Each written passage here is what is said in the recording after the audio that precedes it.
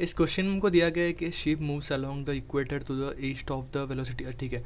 तो इसमें कहीं ना कहीं कॉन्सेप्ट यूज़ हो रहा है हमारा डायरेक्शन का। तो मैं डायरेक्शन कॉन्सेप्ट लिख लेता हूँ।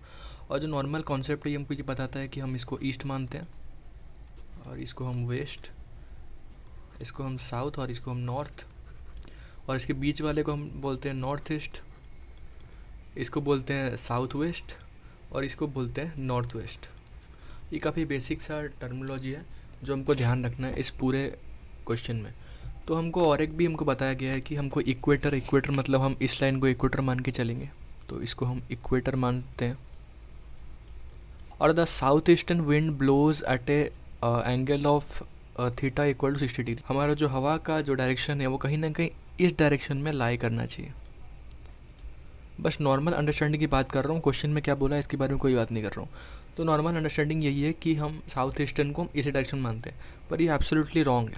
हम कभी भी बोलते हैं कि साउथ ईस्टर्न विंड, मतलब हम ये बोलना चाहते हैं कि जो विंड है वो साउथ ईस्टर्न तरफ से आ रहा है, तो ना कि डायरेक्शन एरो उल्टा हो जाएगा जो कि हमारा वो था, वो ना हो के वो ऐसे कुछ हो जाएगा एरो। मतलब जो विंड है वो इस साउथ ईस्टर्न डायरेक्शन से नॉर्थ वेस्ट डायरेक्शन की तरफ आ रहा है। डायग्राम में बनाने के लिए हमको दिया गया है कि इक्वेटर की तरफ से हमारा शिप मूव कर रहा है और वो ईस्ट डायरेक्शन में ट्रेवल कर रहा है, तो हमारा जो एरो होगा वो इस डायरेक्शन में हो जाएगा। उसके बाद हमको बताया गया है कि the south eastern wind blows at an angle theta equal to 60 degree to the equator. उसका वेलोसिटी भी दे दिया गया है जो कि 15 किलोमीटर पर आवर है, ठीक है। तो हमको पहले शिप का मूवमेंट बता दिया गया, उसके बाद बता दिया गया है कि हमारा जो विंड है जो कि इस डायरेक्शन में फ्लो कर रहा है, और उसका जो वैल्यू भी हमको दे दिया गया है that is 15 kilometre per our, और इसका वैल्यू हमको दे दिया गया that is 30 kilometre per our. अब देखिए इसका वैल्यू मिल गया, इसका वैल्यू मिल गया। अब हमको क्या दिया है, हाँ ये 60 डिग्री जो दिया है ना, ये देखिए 60 डिग्री दिया है the south eastern wind blow, मतलब ये यहाँ से यहाँ तक जो यहाँ से यहाँ तक जो हमारा विंड फ्लो कर रहा है वो इक्वेटर से, यहाँ इक्वेटर की जिक्र किया गया, आप ध्यान से देखिए इक्वेटर की बात किया गया यहाँ। तो ये जो इक्वेटर से 60 डिग्री एंगल बना रहा है, तो ये अगर 60 है तो ये कुछ, चलो इसको 60 मान लेते हैं, इसको हम ऐसे मान के 60 मान लेते हैं। और हमको पूछा है कि find the wind velocity respect to the ship. तो ये हमारा जो विंड वेलोसिटी, ये हमारा था शिप वेलोसिटी, पर रेस्पेक्ट टू द शिप निकालने के लिए हम इसको जॉइन कर लेते हैं, इसको ऐसे ऐसे हम जॉइन इसलिए किए क्योंकि हमको दिख रहा है कि एक ट्रायंगल लॉ में आ जा रहा है। यहाँ देखिए अगर मैं इसको वी एस मान लेता हूँ, इसको वी डब्ल्यू मान लेता हूँ, और मैं इसको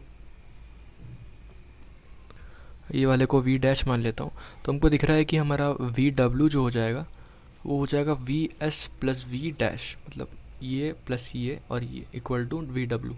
हमारा जो वी डैश हो जाएगा वो हो जाएगा V W minus V S, ये हमारा वैल्यू निकल के आ जाएगा।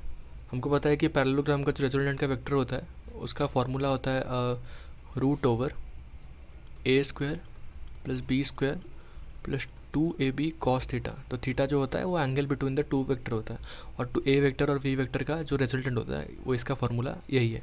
तो वहाँ क्या करेंगे, यही फार्मूला को वहाँ पुट करेंगे हमारा wind velocity with respect to boat निकालने के लिए। अब देखिए कि यहाँ जो है रूट ओवर रहेगा, ए की जगह हमारा हो जाएगा वी एस का स्क्वायर, मतलब वी ऑफ शिप का स्क्वायर, और ये वी ऑफ विंड का square plus 2vs V W cos, हम इसको वही मान लेते हैं क्वेश्चन में वो दिया है। तो यहाँ अगर इसका वैल्यू अगर पुट करेंगे हम 30 किलोमीटर पर आवर, इसका वैल्यू हम पुट करेंगे विंड का वैल्यू 15 किलोमीटर पर आवर, और थीटा का वैल्यू जो हमको दिया गया था उसको पुट करेंगे, तो आंसर जो आएगा वो अप्रोक्सीमेटली 39.8 किलोमीटर पर आवर के लगभग आएगा। तो ये रहा हमारा सॉल्यूशन पहले क्वेश्चन का। अब देखिए सेकंड प्रॉब्लम को सॉल्व करने के लिए कॉन्सेप्ट की बहुत ज़रूरत है, उसको बोलते हैं साइन लॉ। अब देखिए साइन लॉ हमको क्या बताता है कि अगर हमारे पास कोई भी ट्रायंगल है, वो कोई भी ट्रायंगल हो सकता है, मतलब उसमें ट्रायंगल का लॉ सेटिस्फाई करना चाहिए और वो एक ट्रायंगल होना चाहिए, बस नॉर्मल सी बात है। तो इसको याद रखने का बहुत सिंपल सा टेक्निक है, पहले एक साइड को चूज़ करो जैसे कि ए बाय, अब इसके एंगल, इसके ऑपोजिट एंगल को साइन के साथ जोड़ दो, साइन ए, और वैसे ये बी, और इसके ऑपोजिट को साइन बी, और ये सी, और इसके ऑपोजिट को साइन सी, और इसको हम मान के चलते हैं कोई के साथ कांस्टेंट है। हम बाद में समझेंगे, अब इस क्वेश्चन को ज़रूरत नहीं है कि के क्या है, 2k क्या है, वो ज़रूरत नहीं है। तो हम यहाँ तक सिर्फ जानते हैं कि ये जो इक्वेशन सेटिस्फाई करता है साइन लॉ के हिसाब से। अब देखिए ये जो डायग्राम है हमारा कुछ इस तरह दिखता है, जैसे कि VW ये है, ये हमारा 30 किलोमीटर नॉर्मली हमने डिस्कस कर लिया, ये हमारा 60 है, तो ये कुछ हो जाएगा हमारा 180 माइनस 60 दैट इज़ 120। ठीक है, ये 120 हो जाएगा। और ये जो एंगल है यही हमारे को पूछा है क्वेश्चन नंबर 2 में।